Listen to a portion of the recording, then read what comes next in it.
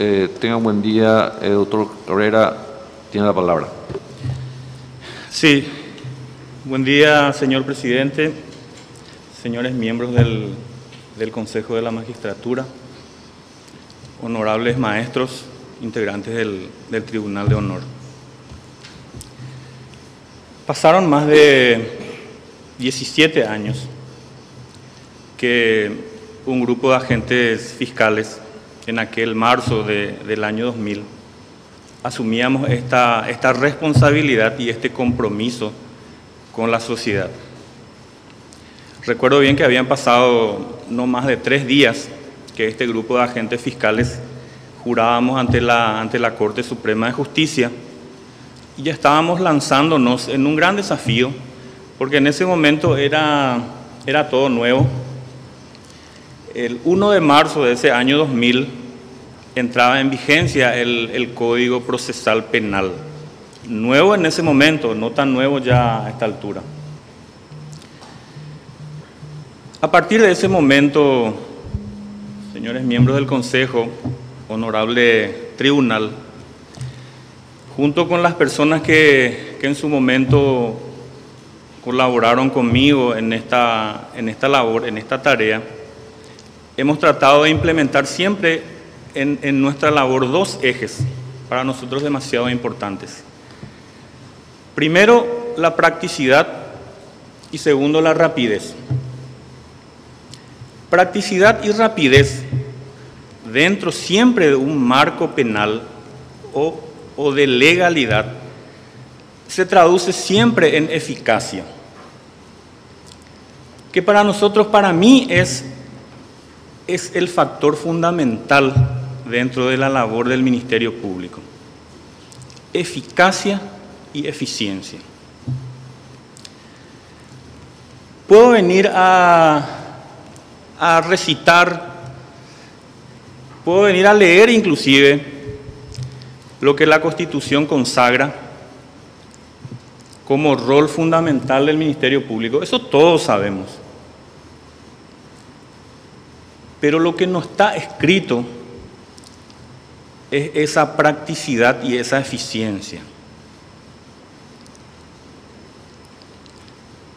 Decíamos que desde aquel tiempo hasta este momento hemos pasado por diferentes unidades fiscales, siempre con estos 2 ejes. Hablar del rol del Ministerio Público en cualquier país que se constituya en un Estado social de derecho es demasiado importante. El Ministerio Público, aparte de lo que dice la Constitución de ser representante de la sociedad ante los órganos jurisdiccionales, tiene otras tareas fundamentales consagradas en la Constitución. Pero repito, siempre dentro de esos 2 ejes: eficacia y eficiencia. Voy a tratar de ser lo más conciso y breve posible, porque, como decía, podemos venir los postulantes a leer grandes conceptos, grandes definiciones de lo que es un Estado social de derecho. Podemos irnos a Roma, podemos irnos a Alemania, a España, pero yo creo que tanto el Consejo de la Magistratura como los miembros del Tribunal de Honor, al fijar los ejes temáticos, que son 4, tuvieron otra intención. Lo que el ciudadano, lo que la sociedad quiere escuchar de un candidato, son cuestiones concretas. Ya todos sabemos, todos somos profesionales, más los maestros que están acá, que toda su vida vienen enseñando conceptos, definiciones, y hasta me parece un tanto desubicado querer venir a a dar conceptos, grandes conceptos y definiciones a profesores que toda su vida nos enseñaron conceptos y definiciones en la facultad. El segundo eje temático que fijó el Consejo de la Magistratura es la percepción de cada candidato del funcionamiento actual del Ministerio Público. Sabemos que una institución tan importante, de una labor tan trascendental como es el Ministerio Público, siempre va a tener materias pendientes. El Ministerio Público desde aquel año 2000, en que tuvo un rol mucho más protagónico en este sistema judicial, ha pasado por varias transformaciones, ha tenido varios cambios. Y es precisamente eso lo que el responsable, el titular del Ministerio Público debe hacer. El Ministerio Público debe adecuarse al ritmo y a la dinámica de la sociedad. Es ahí donde se nota la eficacia de la Fiscalía. Y doy un ejemplo simple pero claro. Hasta hace unos cuantos años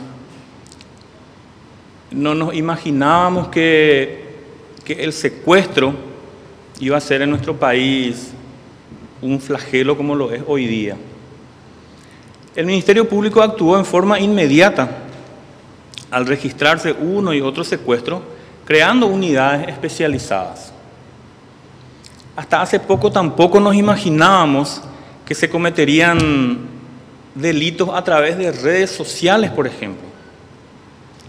El Ministerio Público también actuó en forma inmediata, creando unidades especializadas contra delitos informáticos.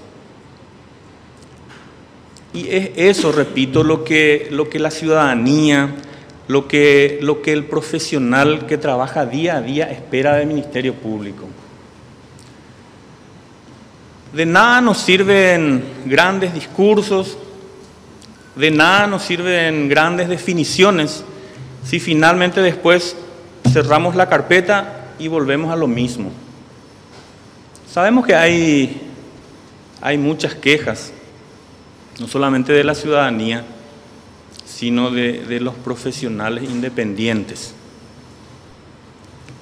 Algunas total y absolutamente atendibles, otras probablemente no.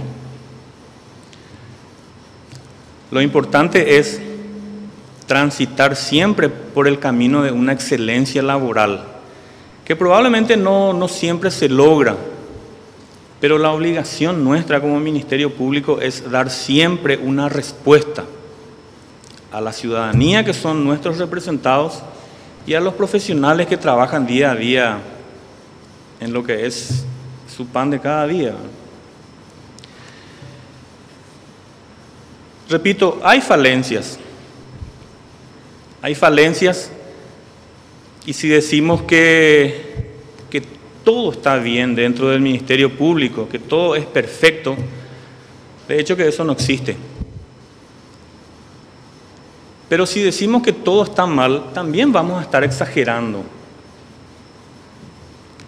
Se hace lo que humana y materialmente está a disposición del Ministerio Público.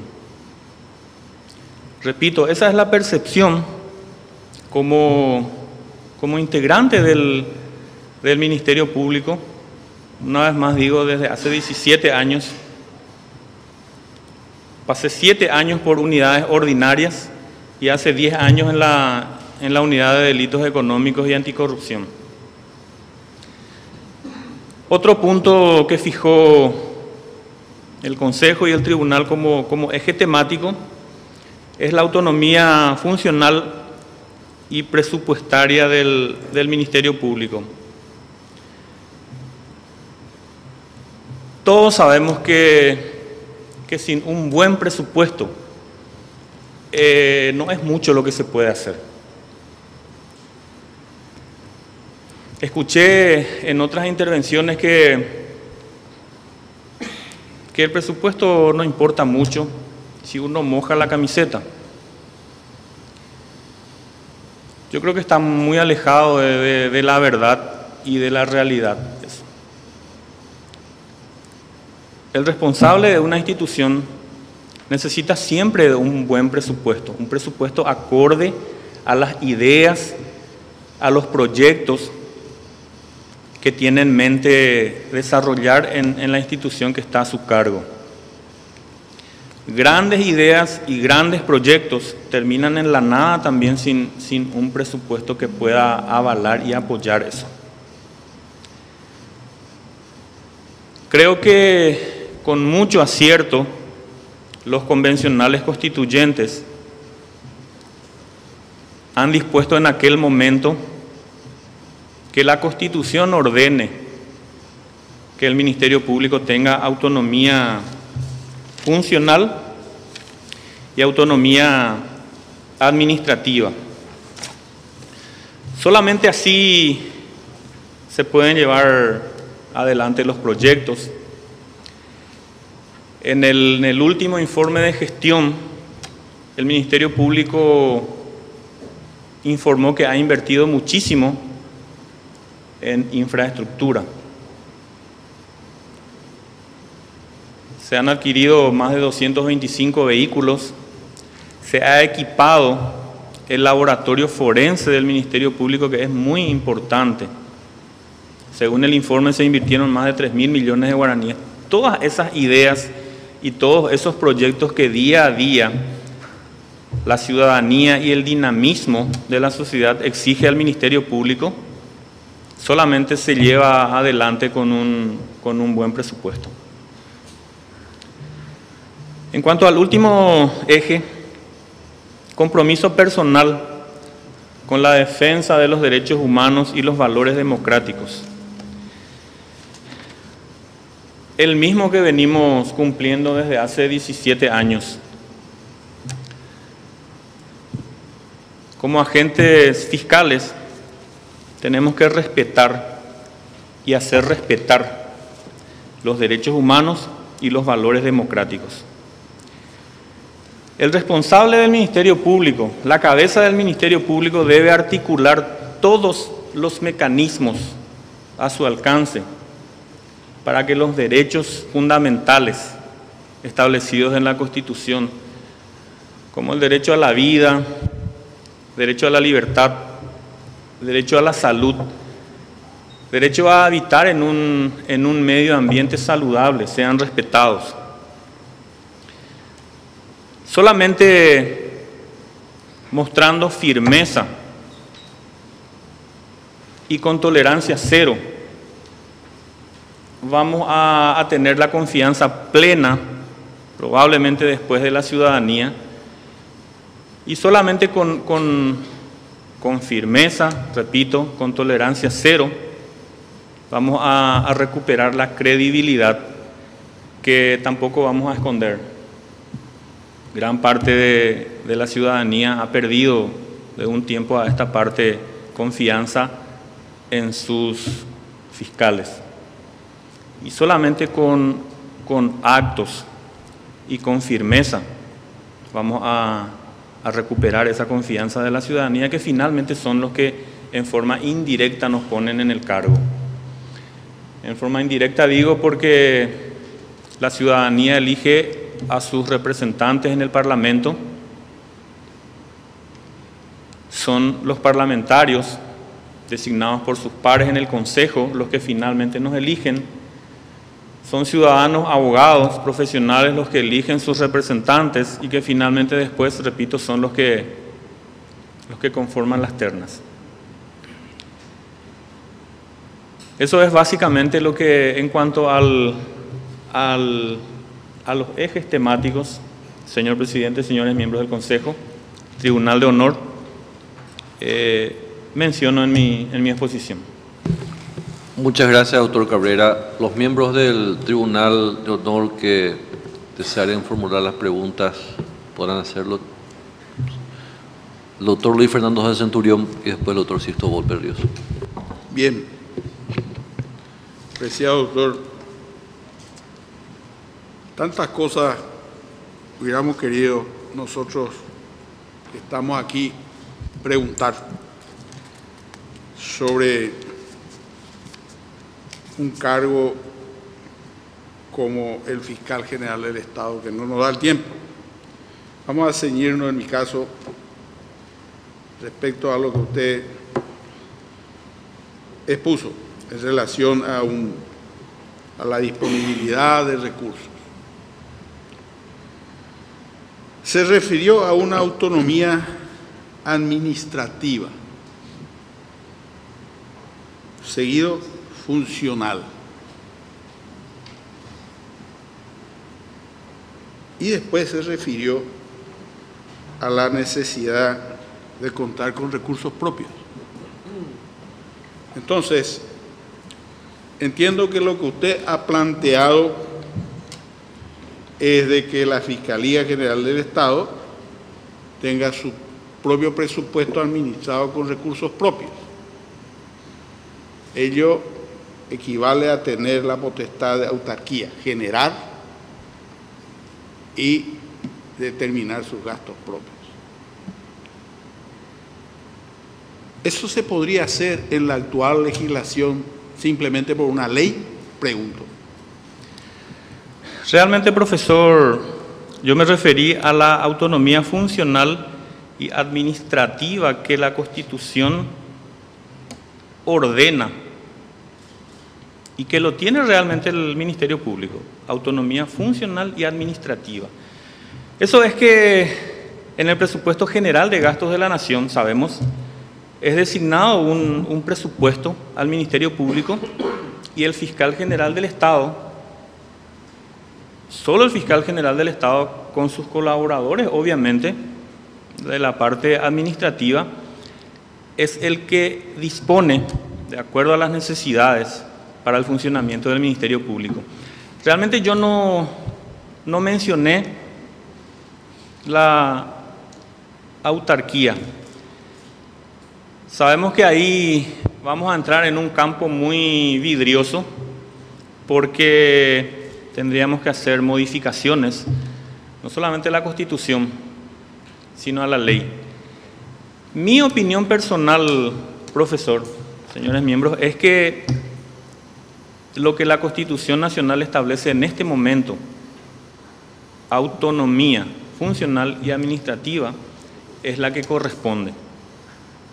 No estoy muy de acuerdo en este momento en que el Ministerio Público tenga autarquía presupuestaria.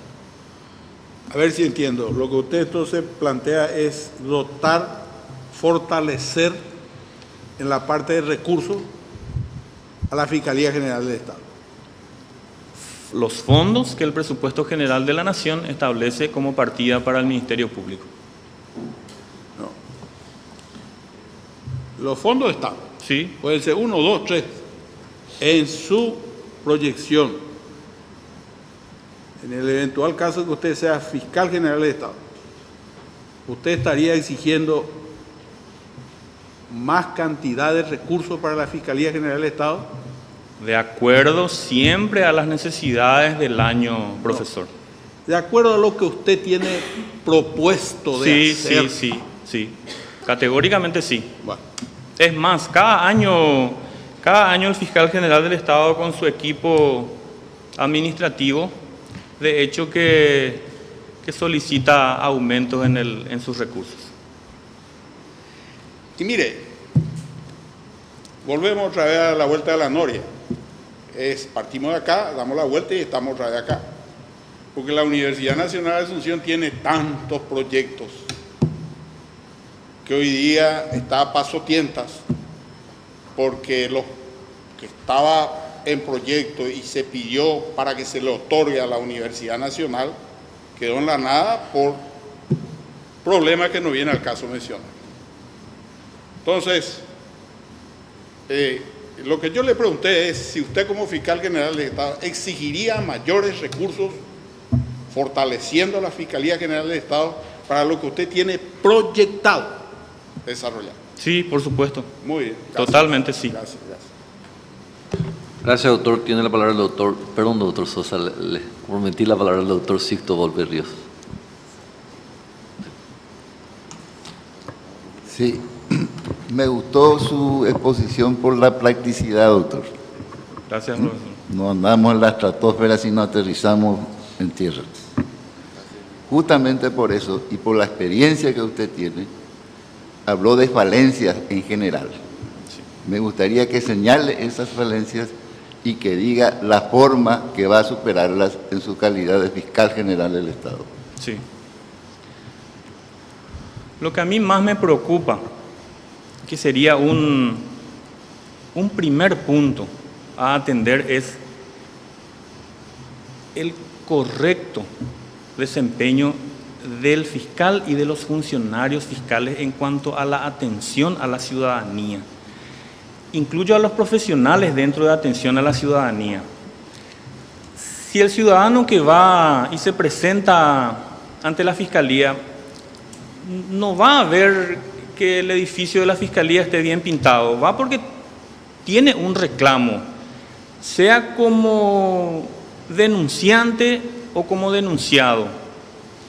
Esa falta de atención como se debe es lo que más a mí me inquieta y me preocupa. Y a partir de ahí, obviamente hay varios, doctor, pero usted me pregunta uno. Exigiría a través de órdenes específicas que el ciudadano que acude al Ministerio Público sea atendido como corresponde. El doctor Enrique Sosa tiene la palabra. Sí, creo que ya ha respondido usted a mis inquietudes en lo que respecta a las preguntas que pensaba formular. Una es en relación con el presupuesto, que usted considera fundamental. En nuestros países, hablo de América Latina en general, estos presupuestos son estrechos y hay muchas necesidades de todo orden, seguridad, salud, educación, etc. De manera que tenemos un presupuesto limitado. Y a veces tenemos que manejarnos con ese presupuesto limitado. Usted bien ha dicho que solicitaría mayor presupuesto, pero en la hipótesis de que no tuviera, ¿qué medidas adoptaría usted dentro de esas limitaciones presupuestarias para mejorar este aspecto de la Administración de Justicia? Recurriría, profesor, a la eficiencia. Manejo, desempeño laboral acorde a lo que uno tiene disponible. Porque finalmente el Ministerio Público no va a parar. En caso de que el nuevo fiscal general del Estado solicite ampliación del presupuesto en un año y por algún motivo no se le da, obviamente que uno tiene que manejarse con lo que tiene. Probablemente surgirán inconvenientes, pero ahí va a demostrar la cabeza del Ministerio Público con sus colaboradores la eficiencia en su trabajo. Gracias, doctor. Tiene la palabra el doctor Rodolfo Gil Paleari.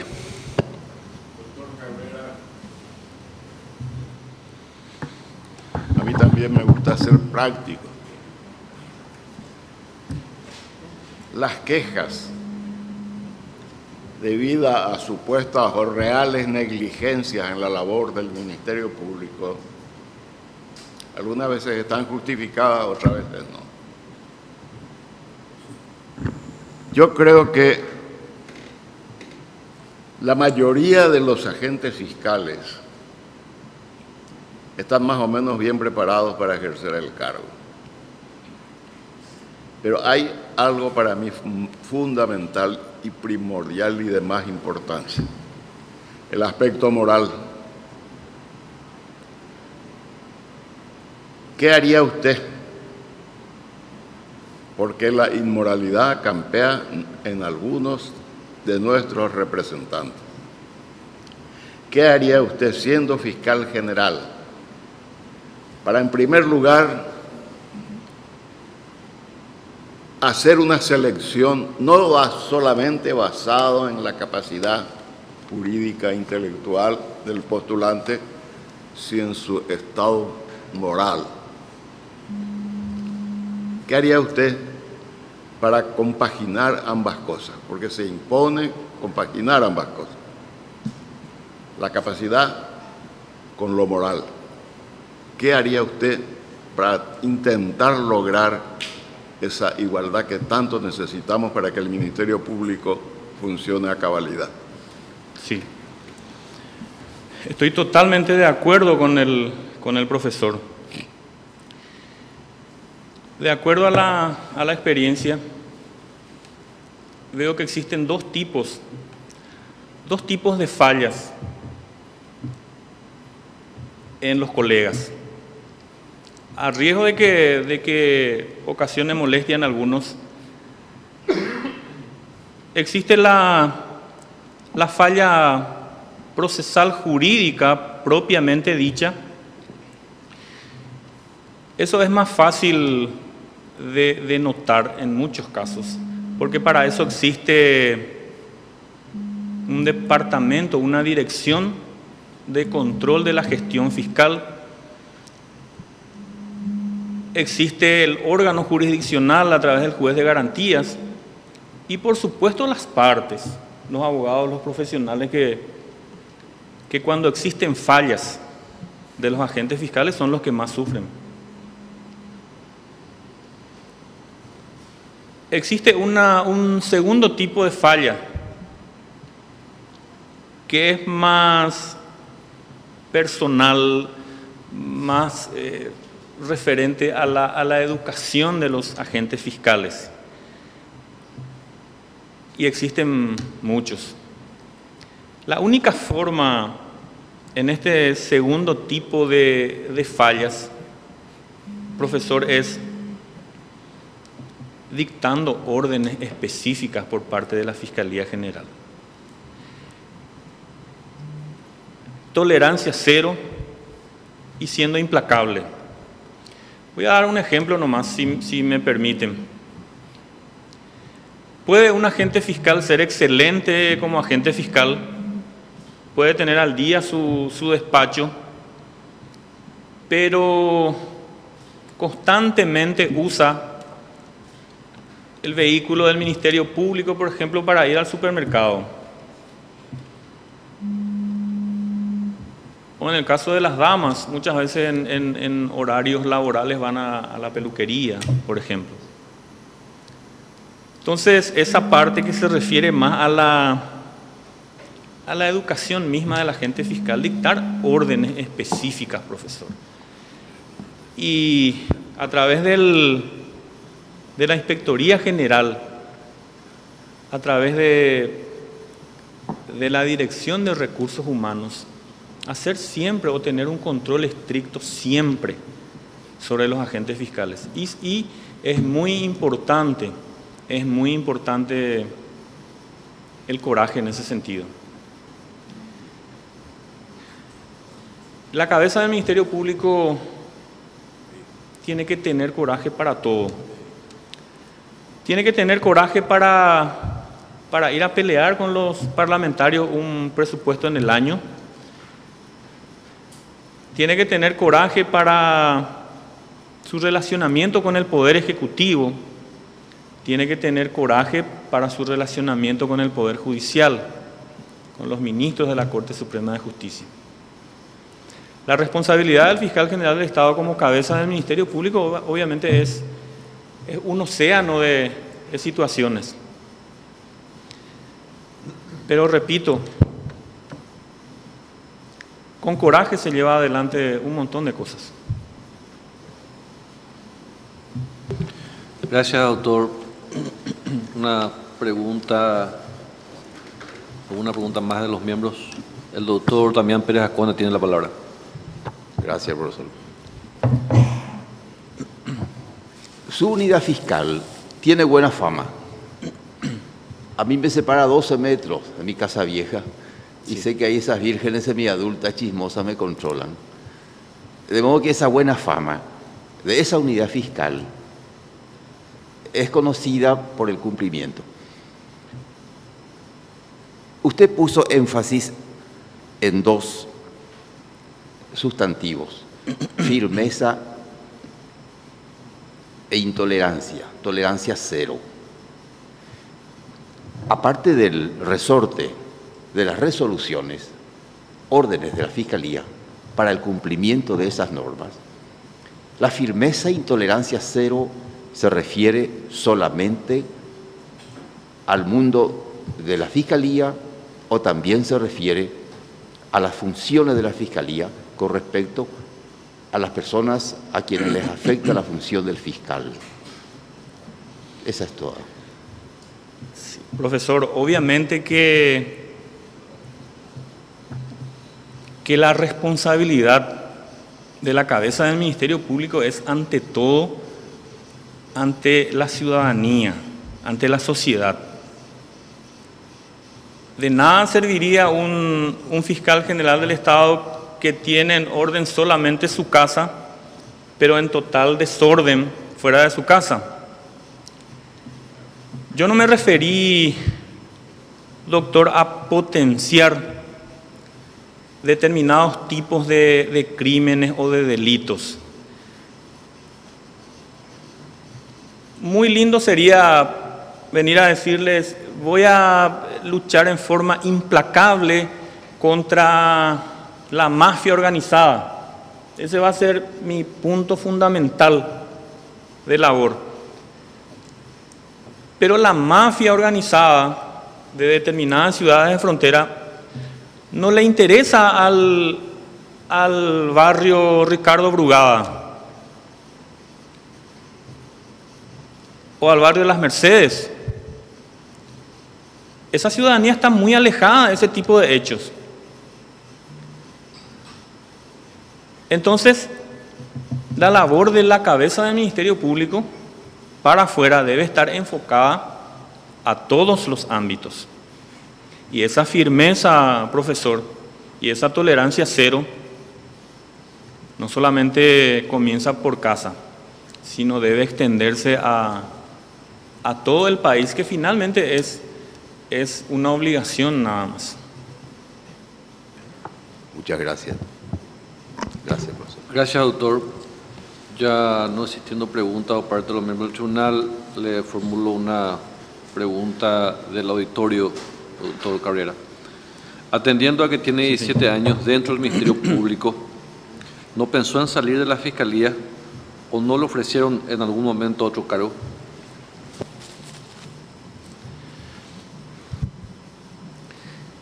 Yo quiero mucho mi trabajo. A mí me gusta mi trabajo como agente fiscal.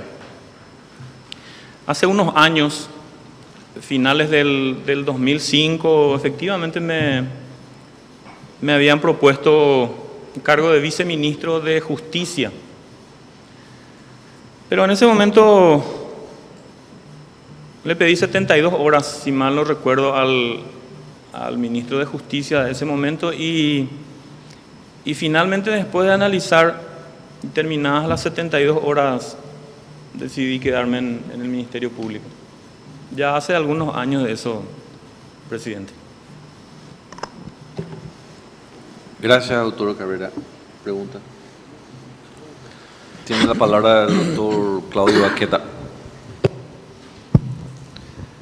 Buen día, doctor Cabrera. Buen día, doctor. Usted manifestó que es agente fiscal desde el año 2000. Sí. Y que desde hace 10 años es agente fiscal de delito económico, unidad especializada. ¿Cree usted conveniente el traslado de los fiscales de las unidades especializadas? Y en caso afirmativo, de ser designado fiscal general de Estado, ¿qué criterio adoptaría para tales traslados? Sí, doctor.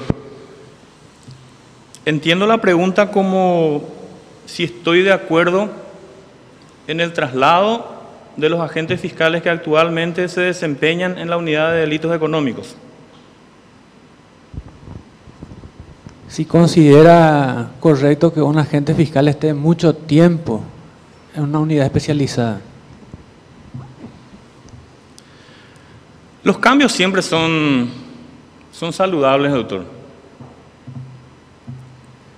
Hay que analizar cada caso, cada situación. Puedo hablar en mi caso particular, por más que esté ya hace 10 años en la unidad especializada en delitos económicos. Si mañana cometo alguna arbitrariedad o no desempeño bien mi función, el fiscal general del Estado tiene toda la atribución de disponer mi traslado. Ahora, es muy importante lo que uno íntimamente piense, doctor. El día que yo me levante a la mañana y diga, ya no tengo ganas de ir a trabajar, ese va a ser el día en que yo mismo pida probablemente o mi traslado o decida salir del Ministerio Público.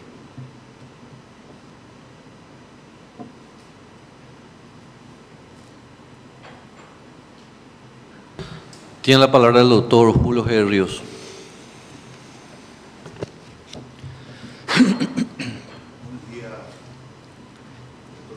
Buen día, diputado.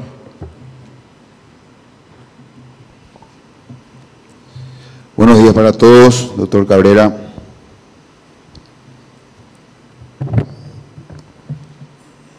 Yo quiero hacerle una pregunta, doctor Cabrera, porque en verdad es mi preocupación particular. Quiero conocer cuál es su opinión acerca del Código Penal vigente en Paraguay. Esa es la pregunta, doctor. Sí. Mi opinión personal es que deben hacerse cambios, doctor. Deben hacerse cambios, sobre todo en partes fundamentales. Obviamente analizar la posibilidad de cambios también en cuanto a los hechos punibles, las sanciones en cada caso, pero no es nada nuevo tampoco lo que voy a decir. El Código Penal debe ser bien entendible para todos. Muchas veces hasta yo que tengo, pero 30 años en esto, hay términos que no entiendo probablemente. Deben hacerse cambios en el código de fondo, doctor. Se han venido haciendo cambios a cuentagotas, pero un cambio general, ya a tantos años de la vigencia de este código, no vendría nada mal, diputado. Y sobre todo teniendo en cuenta eso que dije. Y no diga, diputado, que porque lo escuché decir. El Código Penal debe ser entendible para cualquier ciudadano. La señora que trabaja en casa como empleada doméstica debe entender el Código Penal. Si profesionales muchas veces no entienden, ¿cómo vamos a pedirle al ciudadano normal o común que lo entienda? Esa es mi opinión personal, diputado. Deben hacerse cambios. Gracias, doctor. Tiene la palabra el doctor Adrián Salas. Doctor Cabrera, en atención a la experiencia que tiene en el ejercicio de la profesión, en la función pública y atendiendo también a la practicidad de su exposición, señalaste de que existen cuestiones en el sentido de las fortalezas y debilidades en el Ministerio Público. Sí. Y ante la pregunta del doctor Volpe, señalabas como un aspecto de la debilidad del sistema en cuanto al compromiso por parte del funcionariado en general, llámese agentes fiscales, como funcionarios en general, el control, la disciplina, la eficacia, aspectos tan importantes que señalabas. Pero si tenés aspectos débiles o negativos también en cuanto al funcionamiento del Ministerio Público en áreas específicas, por decir medio ambiente, narcotráfico, delitos económicos, si existen debilidades en algunas de esas áreas, ¿y cuál sería el mecanismo para tratar de ir mejorando esos aspectos, doctor? Sí. Sí, gracias, doctor Salas. Así como había mencionado, han habido muchos logros en 17 años dentro del Ministerio Público. Decía también que no podemos negar que hay falencias. La preocupación del profesor Sosa Centurión es muy atendible cuando dice: ¿qué se hace cuando no tenés aumento de presupuesto y tenés que manejarte con lo que tenés? Ahí va a entrar a tallar un aspecto muy importante, doctor, que es la capacidad del agente fiscal designado en una unidad, la capacidad operativa del agente fiscal designado en determinadas unidades. No hablo solamente de las unidades especializadas que aparentemente tendrían más importancia que otras. Digo aparentemente porque no podemos decir que la unidad especializada en narcotráfico es más importante que la unidad especializada en delitos contra menores. Todos en cada momento son situaciones muy sensibles y delitos muy sensibles. Enfocaría, doctor Salas, en atender esas falencias y utilizaría los mejores recursos humanos en esos lugares donde hay falencias. Mejores recursos humanos me refiero a la experiencia ya que tiene un fiscal dentro del Ministerio Público. Nuevamente, a riesgo de que se molesten algunos, un fiscal con 10 o 15 años de experiencia dentro del Ministerio Público, obviamente siempre va a estar más capacitado que un agente fiscal nombrado este año, por ejemplo. Entonces, utilizar bien los recursos humanos disponibles y en los lugares, contestando a su pregunta, donde hay más falencias, poner los mejores recursos humanos.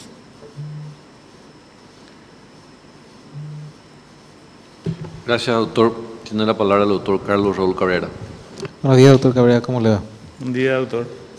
Usted habló de eficiencia y eficacia, como dos palabras prácticamente que los repitió varias veces. Sí. Conjugando esos dos aspectos, en tres posiciones suyas, ¿cómo usted podría hacer concreto esa palabra de eficiencia y eficacia en el caso que fuese fiscal general del Estado? Y otra segunda pregunta, ¿qué opinión le merece actualmente el Consejo Asesor que integra el fiscal general del Estado actualmente? Sí. Decía yo que practicidad y rapidez son dos ejes fundamentales. El tercero que usted me pide, doctor Cabrera, sería el recurso humano.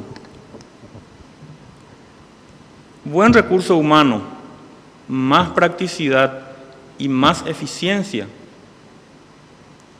tendríamos una unidad dentro del Ministerio Público que trabaje, repito, no en forma excelente, pero de acuerdo a las necesidades que las personas que acuden a una unidad fiscal pretenden. En cuanto al Consejo Asesor, me pregunta. El Consejo Asesor electo recientemente fue creado por nuestra ley orgánica, la 1562, del año 2000. A mi criterio, ya bastante desfasado también a esta altura. Debe atenderse esa ley y hacer las modificaciones que corresponden. El Consejo Asesor, de acuerdo a nuestra ley orgánica, cumple una función auxiliar del Fiscal General del Estado. Se reúne cada 3 meses o cuando el Fiscal General del Estado así lo disponga.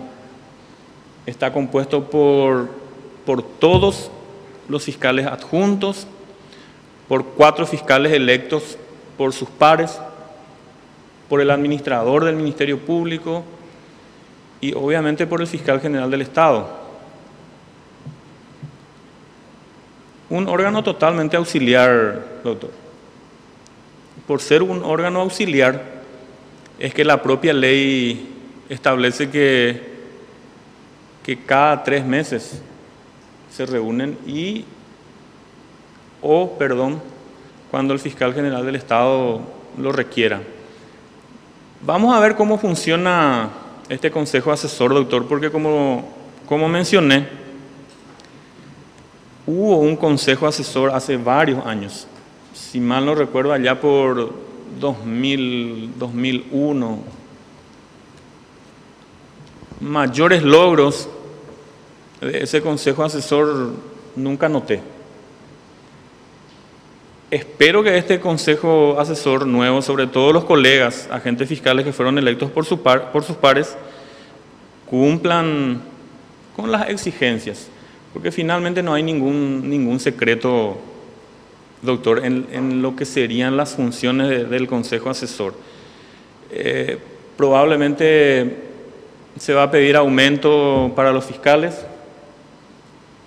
probablemente se va a pedir aumento para los funcionarios. Otra función no veo. Repito, van a demostrar, tienen ahora la oportunidad de demostrar cuáles van a ser realmente las prioridades. Gracias, doctor. Tiene la palabra el doctor Cristian Daniel Crispovich. Gracias, presidente. Doctor Cabrera. Buen día, doctor. Muy buen día. Quisiera que me diga a su criterio y cuál es el mayor déficit que tiene el Ministerio Público. ¿Qué decisión tomaría apenas se siente como Fiscal General del Estado para cambiar que hoy usted percibe? Pero antes me gustaría proponerle un ejercicio, porque todos tenemos que hacer autocrítica. Sí. Decía el profesor Damián Perascona, usted tiene una muy buena fama como fiscal, pero ¿qué cambiaría de su trabajo cuando se sienta todas las mañanas en su despacho y dice, esto, creo que a todos nos pasa eso, ¿verdad? En esto estoy fallando, acá hay que mejorar? Usted en su unidad y como primera decisión de Fiscalía General del Estado. No sé si me comprende. Sí, perfectamente, doctor. Yo voy a repetir, doctor, a riesgo de que no satisfaga la respuesta. Lo que a mí más me preocupa, más me inquieta y tomaría decisiones rápidas es la atención del Ministerio Público a la gente. Insistiría mucho en eso. Digo ciudadanía, cuando digo ciudadanía ya incluyo a los profesionales abogados. Muchas quejas hay doctor, de los profesionales abogados Repito, algunas, muchas de ellas con razón, otras sin razón. Pero para mí personalmente, el eje fundamental y el punto principal a ser atendido es que el Ministerio Público dé una respuesta inmediata a un reclamo. Eso no significa que el agente fiscal o el Ministerio Público en sí tenga que cometer arbitrariedades para dar gusto a la gente. Pero tanto el ciudadano común como el profesional abogado, cuando es bien atendido y cuando sus reclamos son atendidos, a muchos ni siquiera les importa que les salga en contra un dictamen. Pero muchos salen felices y dicen, no me dio, pero fui muy bien atendido. Usted me pide uno, doctor Kriskovic. Hay varios. Pero voy a pisar mi practicidad si me explayo mucho. Ese es el punto fundamental, la atención. Ahí ya incluye la practicidad y la rapidez. Con respecto a la segunda pregunta, me gustaría tener una mejor oficina. Me gustaría que mis funcionarios se desenvuelvan en un mejor ambiente laboral. De estructura hablo, sí, doctor. Pero esa no es solamente una preocupación mía. Si ustedes hablan con todos mis colegas de delitos económicos, todos probablemente van a decir lo mismo. Pasa que desde el año 2007, ya hace 10 años, cuando el entonces fiscal general del Estado estableció a través de una resolución que la Fiscalía de Delitos Económicos y Anticorrupción se unifiquen y sean 9 agentes fiscales los que estén de turno en delitos, anticorrupción y en delitos económicos, es el sistema de sorteo. En aquel tiempo éramos 9, después fuimos 10, después fuimos 11. Obviamente aumentaron también funcionarios. Y hoy día, honestamente hablando, el edificio en el que estamos ya está saturado. Mayor cantidad de gente implica mayores gastos en electricidad, mayor utilización de artefactos. Tengo miedo que un día explote algún split y le ocasione alguna molestia al doctor Pérez Ascona.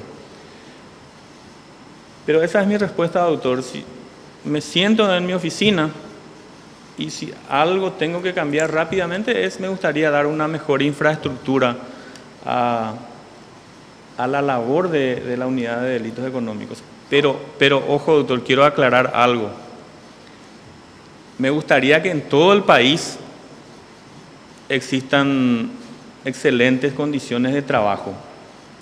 Que no se entienda que porque estoy en la unidad de delitos económicos solamente me preocupa delitos económicos. No, me preocupa la unidad fiscal de Capibarú, me preocupa la unidad fiscal de San Pedro de Cuamandiyú. Pero contestando a su pregunta, eso es lo que me gustaría cambiar en forma inmediata, doctor.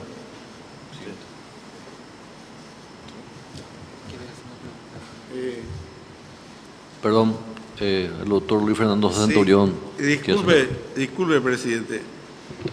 No, ya creo. ¿Puedo preguntar nuevamente? Por favor, doctor, por favor.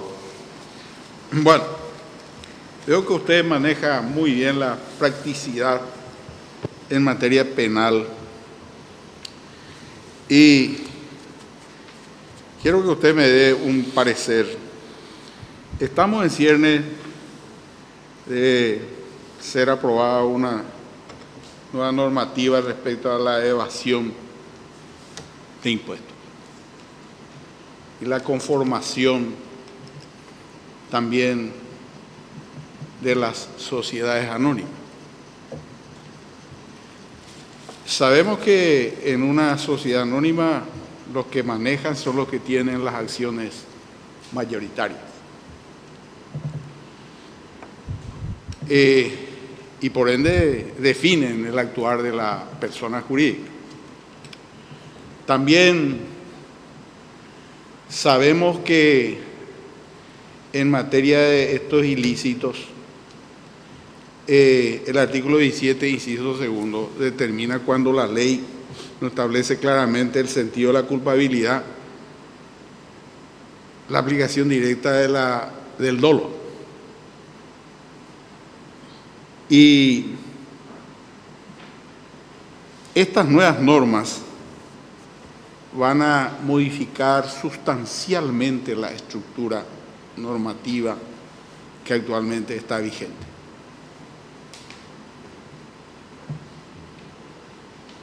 ¿A usted le parece que estas dos normativas pueden ser aprobadas por sanción ficta? ¿Cuáles son las Las dos? Las dos. Relacionado a la sociedad anónima y a la evasión impositiva. Son dos normativas. Primero tendría que analizar bien, tendría que leer, porque honestamente me está tomando en offside, profesor. Bueno, está bien. Gracias, doctor. La siguiente hace pregunta, doctor Cabrera, una publicación en relación a una carpeta que usted tiene. El exministro Francisco de Vargas, menciona la publicación, recusó al fiscal de la causa, Martín Cabrera, alegando principios de objetividad. Considera que el fiscal contra el delito económico Martín Cabrera, que investiga el presunto perjuicio patrimonial, debe apartarse de la causa teniendo en cuenta que se encuentra dentro de los aspirantes al cargo de fiscal general del Estado, al igual que el recurrente. Este supone una competencia entre ambos que a su vez lesionaría el principio de objetividad entre agentes fiscales. Se cree que la imputación tendría como trasfondo un presunto interés de apartar a De Vargas de la carrera para fiscal general del Estado a criterio de la representación legal del exministro. ¿Cuál es su descargo en relación a esta publicación, doctor Cabrera? Sí, presidente. En primer lugar, lo que considera el doctor De Vargas como debe apartarse no se ajusta a lo legal. Los agentes fiscales tenemos muy tasados los motivos por los cuales podemos inhibirnos. Esta situación definitivamente no es una causal de inhibición de mi parte. Obviamente que él como parte tiene todo el derecho de formular la recusación si él considera que el criterio de objetividad se vería afectado por esta situación en que ambos nos presentamos o somos postulantes para este cargo de fiscal general del Estado.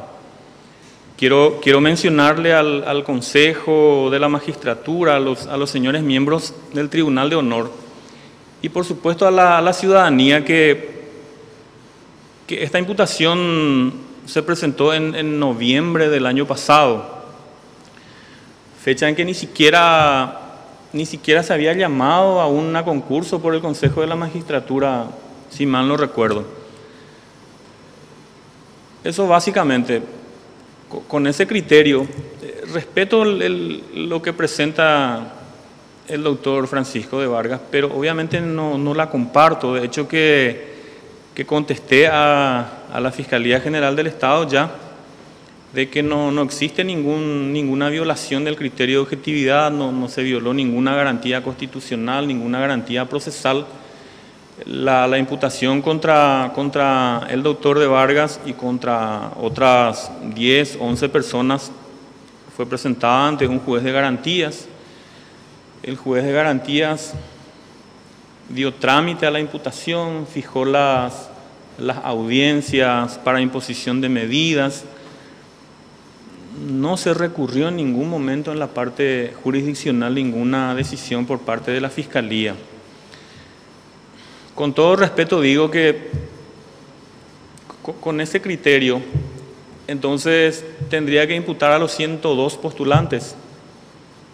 Si mi intención es sacar de carrera a alguien, entonces tengo que imputarle a los 102. Gracias, doctor. Con esto concluimos su intervención en la audiencia pública. El Consejo de la Magistratura le va a comunicar el siguiente paso. Si considera pertinente algo que no le preguntamos y usted quiera aclarar, lo único que le pediría brevedad. Solamente, presidente, agradecer al Consejo de la Magistratura, a los miembros, profesores del Tribunal de Honor, a la gente que estuvo acá. Y le prometo al doctor Sosa interiorizarme y en otro momento le contesto. Gracias. Doctor. Muy amable, muy gentil de su parte.